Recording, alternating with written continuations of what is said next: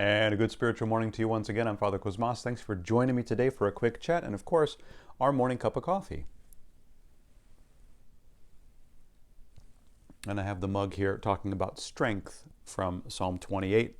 And that's because I wanted to talk about New Year's and specifically New Year's resolutions. Because, of course, in just a couple of days on Sunday, we're going to be celebrating the first day of the new year. It's going to be 2023. So it made sense to talk a little bit about New Year's and New Year's resolutions and a little bit about maybe St. Basil, but not too much. I can do that in a later video.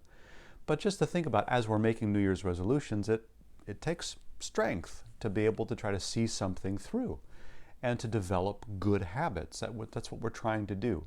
Sort of stop the bad habits and start good habits and do things that we know will be beneficial for us in our lives. And so just what I wanted to share with you for today and chat about for a minute or two is the idea that we want to have balance, and that whatever resolutions or goals we're setting for ourselves for the new year's, hopefully Christ is in there somewhere. Hopefully God is in there somewhere. It's not just about our diet and our exercise and our sort of mental or emotional or physical health, but you know what? Spiritual health is also good to be in there as well. And I don't just mean breathing exercises or meditation, but, prayer and fasting and reading the Bible and coming to church, the basic things, performing works of mercy and charity, things that we know we want to do. And I mentioned St. Basil because when I think of St. Basil, I think about balance. Because St. Basil was good at so many things. I mean, he's good at everything. If you look at his life, he was known for his charity. He was known for writing a liturgy. He was for worship. He was known for canons, writing rules for monastic life. He was known for writing theological treatises. I mean, he did everything well. He was balanced.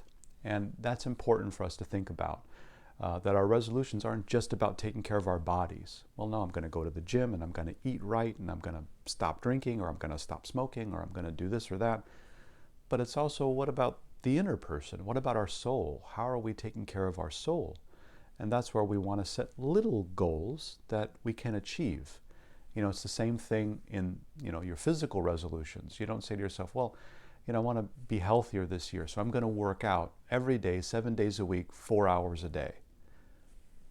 That's probably not going to work. You're probably not going to be able to keep that resolution. But if you say to yourself, well, I want to be, doing a little bit better physically, so 3 times a week, I want to try to work out 15 minutes a day.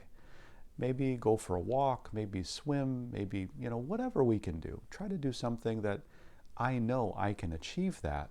And so I'm setting myself up to succeed. And I've said that over and over in videos. In the spiritual life, set yourself up to succeed. Don't say I'm going to say an Akatha service and a Paraklesis service and all these services every day, and I'm going to do that every day. I'm going to pray 3 hours a day. If you've never prayed before, say on the fast day, on a Wednesday, on a Friday, on Sunday, the day of the Lord, I'm going to wake up in the morning and say a couple of morning prayers, or before I go to bed at night, say the Lord's Prayer and do my cross and just remember God as much as I can. Whatever we can, try to be balanced. And that's an important thing. And it does take strength, it takes discipline, and it takes associating, right, good habits with other good habits and building on that, right? They call that bracketing. And we want to try to bracket those good habits and build on those things so that we can do better and better and better year after year, not only year after year, but each and every day. Amen.